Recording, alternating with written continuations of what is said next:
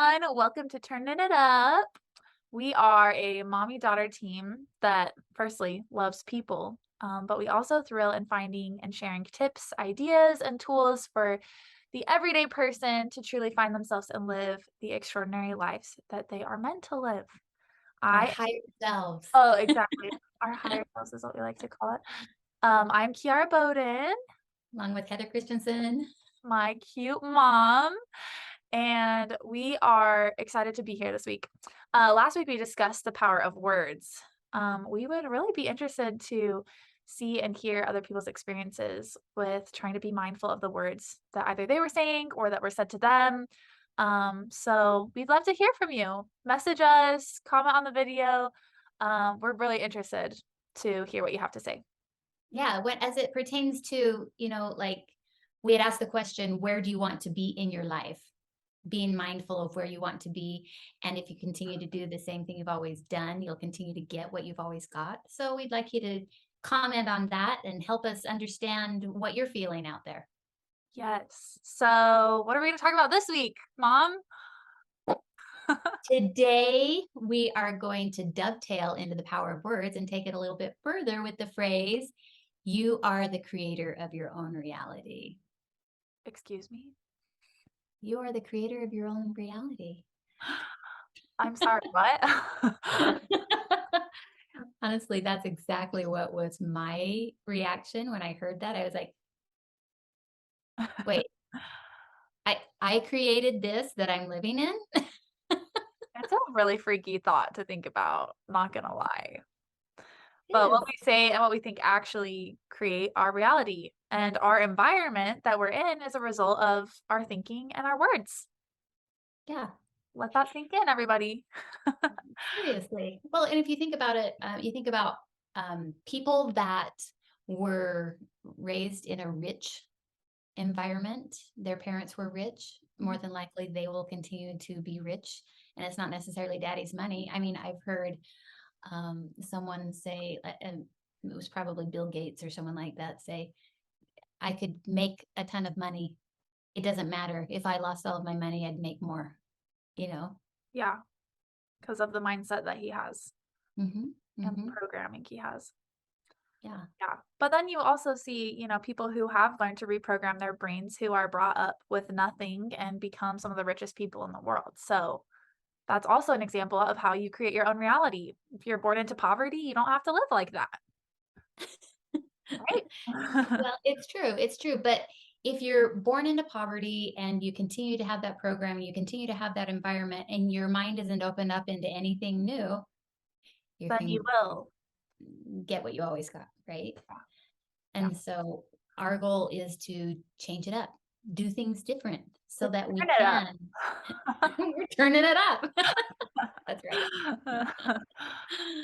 So, what we had talked about last week, though, was also the power of vibrations along with those words, the power of words, but the vibrations. And now let's talk a little bit about vibrations. And that's going to take us into a quantum physics lesson. Oh, how exciting. Actually, I do get excited about this because I'm like, oh, this explains so much. So until 1897, scientists thought that everything was made up of atoms. The smallest particle was an atom. The smallest particle in the universe was an atom. But then they realized that there was more to it as they got looking closer at it, and their microscopes became more powerful. Finally, in 1936, they were able to split the atom and they found protons, neutrons, electrons. There are other things inside of there too. But in 1964, some guys named Gelman and Zweig, that's who it is, Zweig, it's German, were able to split the protons and the neutrons and found something that Gelman named the quark. I love that name. Or Quark. There's also a quark named the charmed quark. There are about 5 quarks out there everywhere, but this is the beginning of the quark. When they split the quark open, they found out that it was essentially energy. So we are made up of atoms, which means that we essentially are energy, and all matter is energy. And so one of the main properties of energy is that it gives off vibration and it takes on vibration. So if you were to think about it, like, um, when I was teaching someone this, a musician, I was telling her about the guitars. You put two guitars into a room, you plug the A chord, what happens? And she's like, the other A chord vibrates. And she says it's the same with any string instrument, it will vibrate back. And you can also hear it in the piano if you were to be up against the strings of the piano and open that thing up, or and listen to the strings, the A will vibrate. And what's really cool about that is we actually, it's called shared resonance, and humans actually have that shared resonance with each other. So scientists have found that when people are put in the same room, some of the people's brain waves will actually sync up to the same frequency of the vibrating brain waves from other people. So if you were to look at families, I mean, they're evidence of that. We're like Why they, twins. Yeah, twins. yeah, They're always like we seem to have. be reading each other's minds. So, but here's where it gets fun and interesting, those wavelengths and that vibration. There's a place called the HeartMath Institute located in California. And they've been doing studies for 25 plus years and have over 40 peer reviewed articles from research that they've performed on the intelligence and the connection between the heart and the brain, and also how one person's brain waves can be picked up in another person's heart waves. And they don't even have to be in the same room. They could be in another room. They could be in another town. They could be across the world, and Which they can still pick it up. and that explains the phenomenon of like how a mother knows if something's wrong with their kid, right? Or a spouse can like sense that something is wrong with their spouse, stuff like that. It's true. It's because they're on the same wavelength, right? Yeah, you're picking up the waves from the other person's heart. So I don't know how many times I have been thinking about someone, and I keep thinking about that person, and I just call them and say, hey, I've been thinking about you today. I've been thinking about you too, oh my gosh, and they say, oh, we must be in the same on the same wavelength, or you hear that terminology. It's because it's actually true. There is science behind it. That's how my mom knew I was pregnant the second time. That's another story for later, but but yeah. Oh, But if you run with the idea that thoughts have vibrations, it actually lends a lot of credibility to the idea that we can create our realities, right? So we have found that there are four principles that really have a big impact on the creation of that reality. So the most important one is agency, is that we choose what and how we think about everything. So, Mom, I know that you've heard this quote before, obviously, but how did you react to when you first heard, I think Dad was the first one who ever said this quote, that everything is neutral until you give it meaning? That's who I first heard it from anyways, was Dad. yeah, yeah, and it's out there everywhere, but everything is neutral until you give it meaning. So you hear all the time people say, well, she made me say that. She made me so mad. Or he he said that, and I just was so angry because he said that, and it made me so mad. It's always somebody else's fault that you feel that way. Yeah. So I think that it's a very powerful thought. Everything is neutral until you give it meaning. It took a while for me to really process what it was saying, because when someone around me at work, or when I was in the job or things like that, if they'd fly off the handle at me, I'd sit there and go, I mean, I would want to react right away. But if I had everything is neutral until you give it meaning. Okay, so my coworker had a really bad day, or the boss just flew off the handle at them, or so not only does it vibrate that you can't see, it actually vibrates like dominoes in the workplace when that kind of stuff happens. Definitely. It's hard And not to take things personally sometimes. well, yeah, and it's like, if mama ain't happy, ain't nobody happy.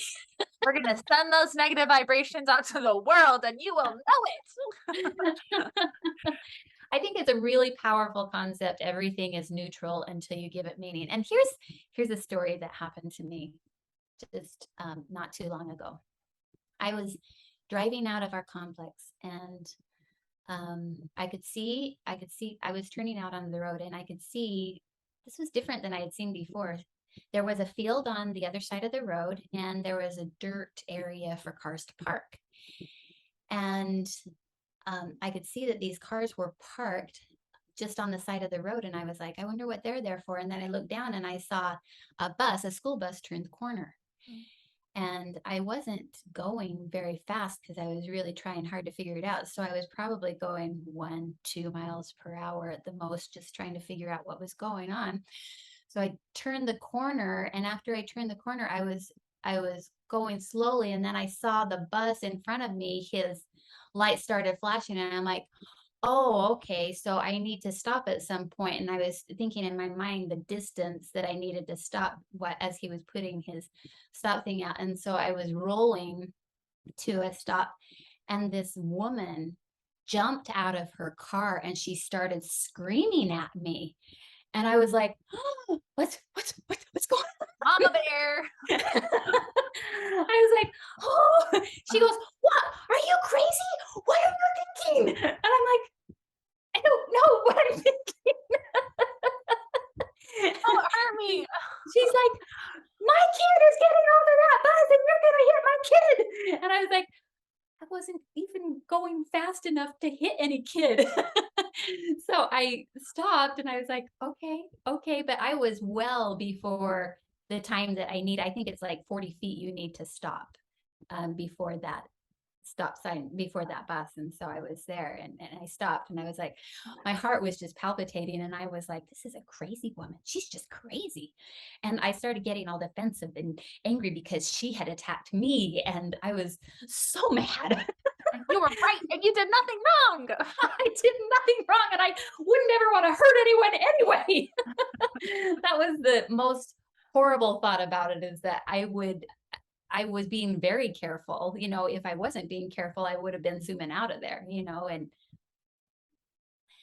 anyway, after I watched carefully and the kids had crossed the road, and the bus driver signaled me to come. He put his things in, and I just sat there and waited. I was watching this woman in her car. I really didn't want to pass Don't her. follow me.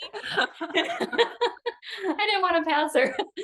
And he was like, come on, come on. And so I started rolling. I was like looking at the woman, and the kids were getting into her car, and there was a little girl that ran around, and she was well off the road.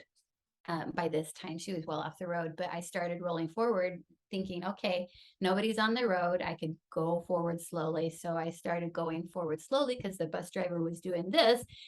And then the mother bear came out again, and she just started screaming at me and railing on me. Oh, And I swear she was ready to jump on top of my car and just let me have it. And I just sat there and went, finally, I just stopped. And then once everyone was in their cars and it seemed like they were going to start and go, I just proceeded forward. now Well, I wanna know what was the bus driver thinking? Like, was he watching this happen, or I don't know, but there was a cop over there too, and she was like,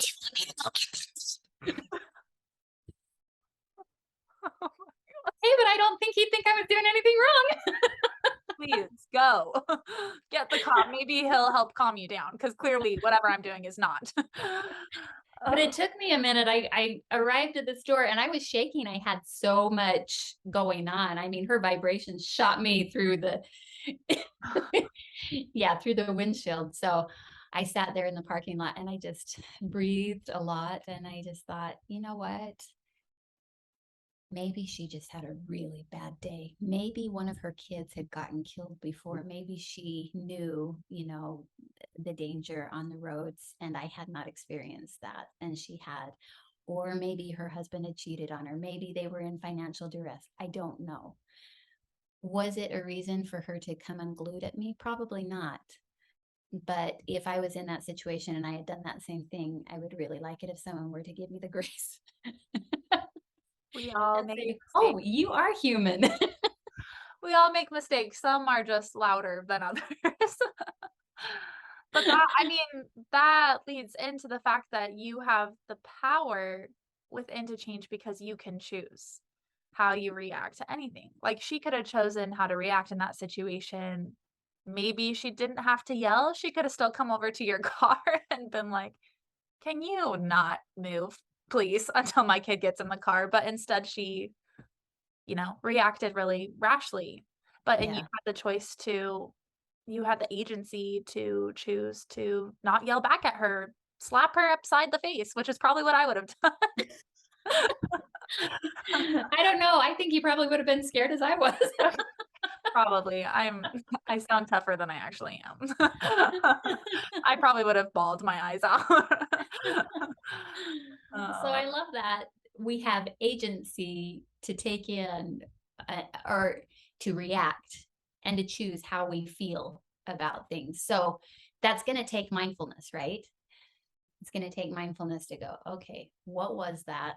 Why was that? And try to put something positive to it so that you don't have to take on that negativity, right? yeah, yeah, because that negativity will weigh on you. It will weigh on you for a long time. I would have Well, prayed for a long time if I could have let that it go. can weigh on you and it can cause you, because of what you chose to feel, it can cause you to put it onto the next person that you come in contact with, and the next and the next, Yeah, you you'll know. reek of that negative vibration and energy that you got from her.